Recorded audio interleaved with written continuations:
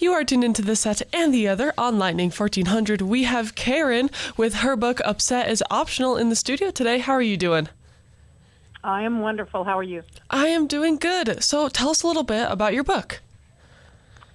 Well, I tell you, it took a long time to come into creation. I wrote the book basically to be able to enable people to use these practices that my mentor taught me over the years in various iterations. And as it turns out, they've become a lifeline for me to get through some of the challenges that I've faced, and they seem to be of help and use to people who are going through either the personal problems or dealing with things like, contentious elections. And it's really all about knowing that your body is wiser than your mind, and if you listen to it, you will be able to maintain your health and help other people. Yeah, so what inspired you to create this book? When I started a different path on my journey, I started in Washington, D.C., on Capitol Hill, and was, very engaged in healthcare and policy and managed care. And I took a different direction. And when I went into a more alternative set of therapies, like naturopathic medicine and acupuncture, I ended up meeting Bob Duggan, who was the founder of Thai Sophia, which was the first accredited acupuncture institute on the East Coast. And Bob was, it was called Thai Sophia. We used to call it Karai Sophia. And the program that I was in was really how to learn to be a healing presence through words and actions, and really get to understand how words and actions can impact your health and your physical well-being. And so as Bob, we went through the master's program, and as Bob transitioned out of his institution, he took all of this amazing philosophy, Chinese philosophy and acupuncture philosophy, and he boiled it down to these 10 very simple practices that we learn to be mentors and teach to other people. Mm-hmm. So one day I was on the floor of a huge trade show in Vegas and got word that he had died. And while we knew that he had been ill, it came as a very unexpected incident. And so I made a commitment on the spot that I would write the book and that I would put it out there for people. It took me 3 years to actually sit down and write it. It took me 3 months to write it. Really? Mm-hmm. So you suggest creating a word wall. What exactly is that? So I think when we're talking about, let's just use the election as an example. We're using all kinds of language, and we're hearing all kinds of language that is very inflammatory. Not just, it just kind of makes your heart and you race and your blood starts to boil at times. And so if you want to find a way to be able to work within the system we have, my recommendation is that you create a set of words that you can use that will kind of change up how you respond and how people feel about your response. So if you're gonna have a conversation, you're gonna think about the words moron, any kind of defamatory kind of language. See if you can find words that you can use to replace it. So it's like, well, one of the things that I do is, as I'm listening, and I tend to watch a little too much TV news. So as I'm listening to the news and I'm hearing all these bad things about one candidate or bad things about the other candidate, I've repositioned my brain to say, well, that's interesting. Mm-hmm. So instead of saying, what a moron, which is one of my favorite words, I'm like, well, that's interesting because it stops me from going into judgment, and it stops me from using language that I then take into my body and I could create an ulcer with if I wanted to. So there's at one point when there were 2 men running for the presidency, I nicknamed them 2 first ladies. And when I would talk about, Martha Washington and Mary Todd Lincoln, people would look at me like I'd lost my mind because they couldn't assert blame on either one of them. So that's what I mean by creating a word wall. Take a word that you use all the time, find a substitute word, write it down, and then it'll sort of stick in your head, and you can actually either mentally say the words differently or physically when you're talking to people not use those words that are problematic. Mm-hmm. So how do you think that simple tool can impact our daily interactions and our overall mood?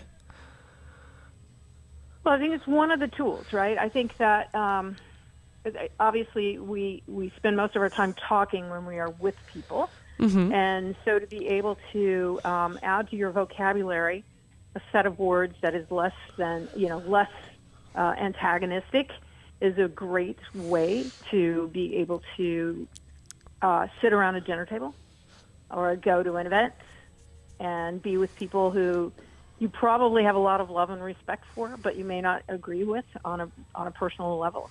Although I do find people are talking less and less about the election in general. They're just keeping everything to themselves. Mm-hmm. So I think that's, one way of being able to do it. And I think part of the secret of this is understanding that the power of language has such a huge implication for your body. I don't think we think about that. I think we think about, when somebody hurts your feelings, you could cry, right? And you see that physical incarnation of that.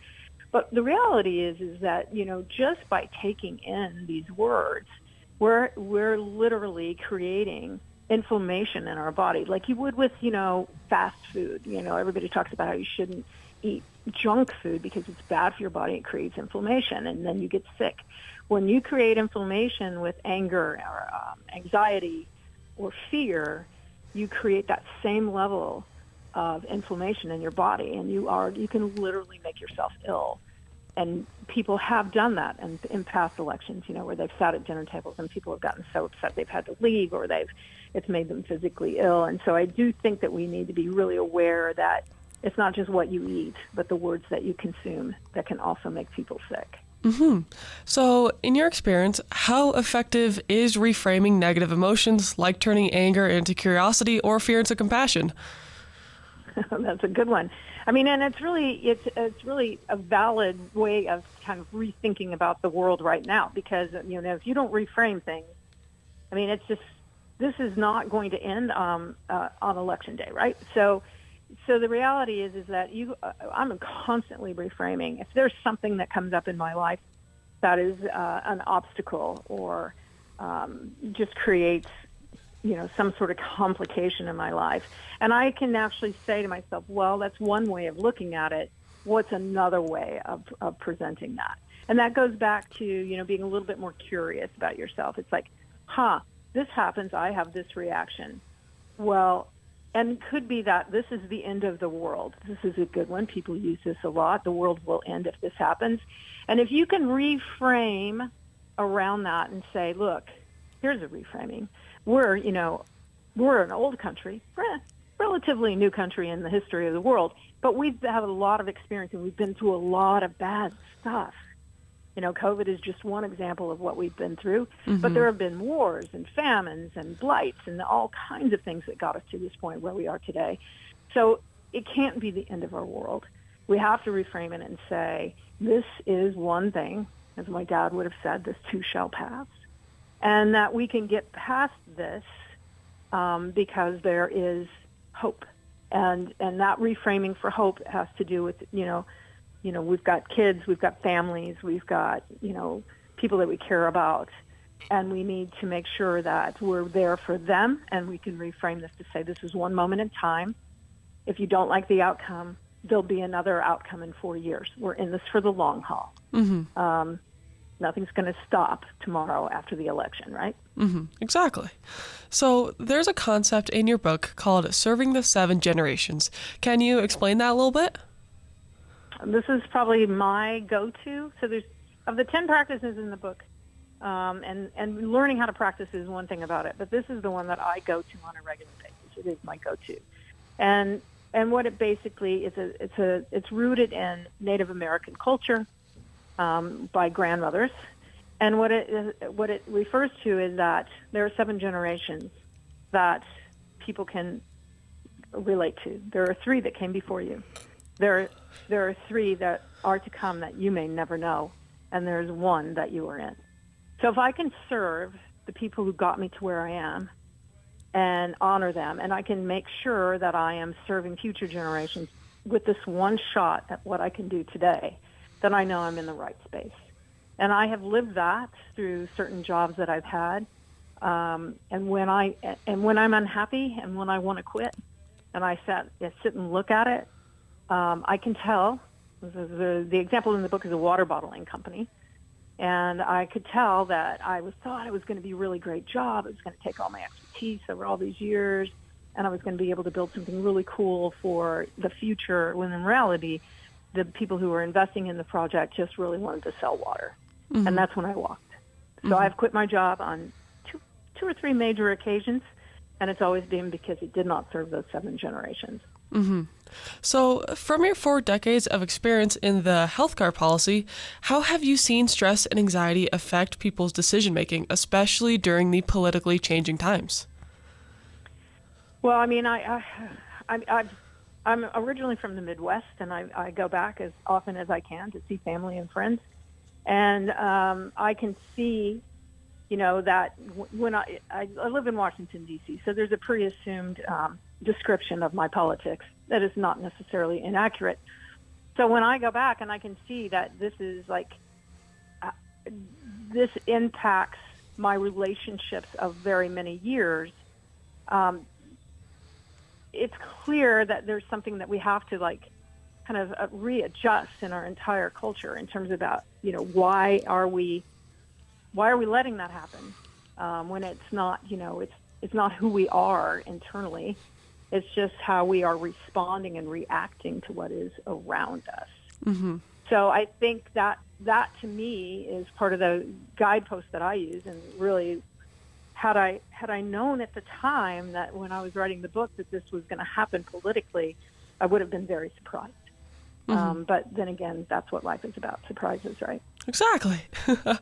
So how do you personally apply the strategies from your book?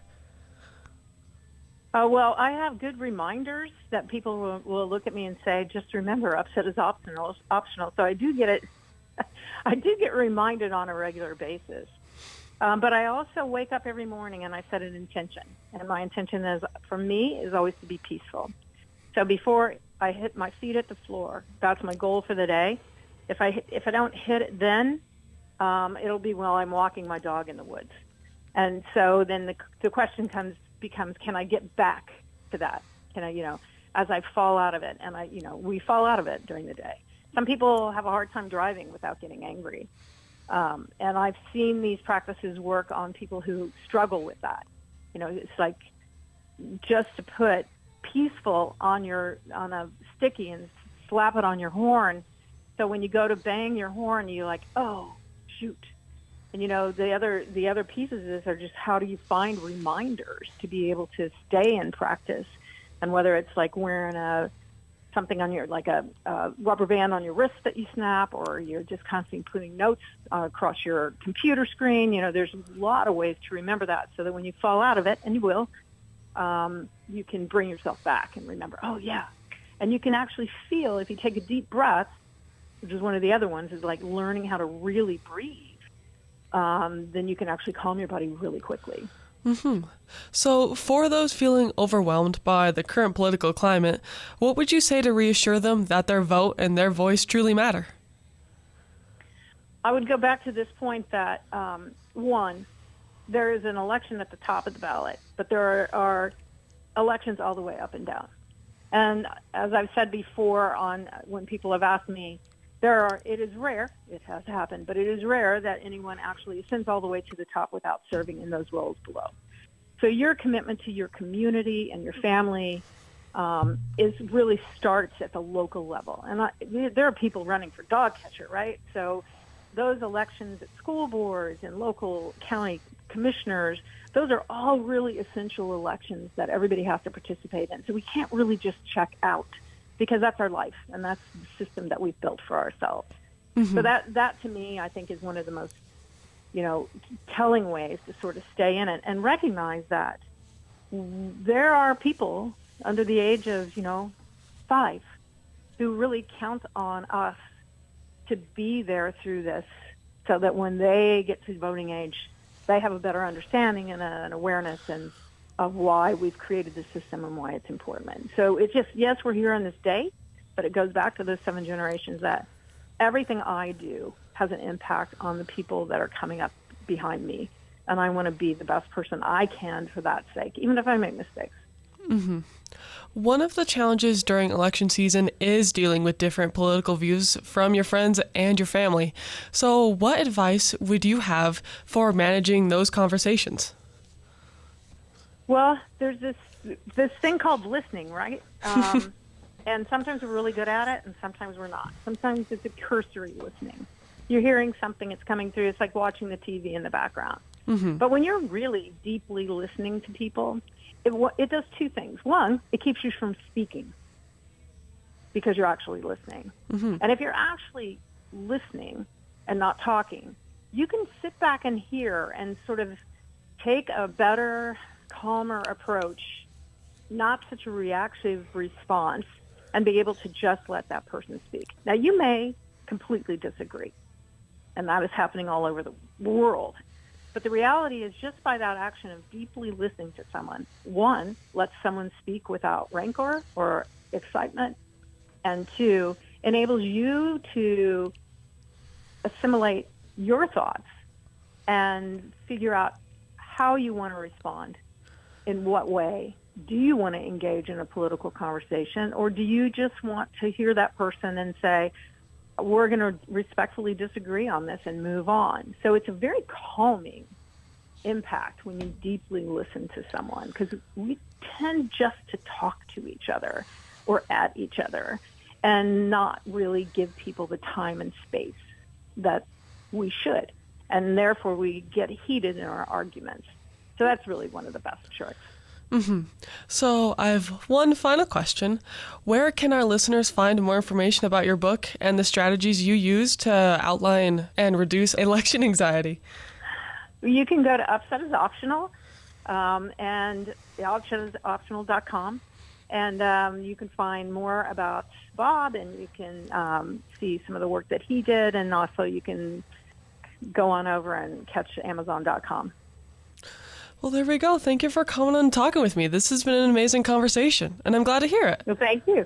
It's my pleasure. Thank you.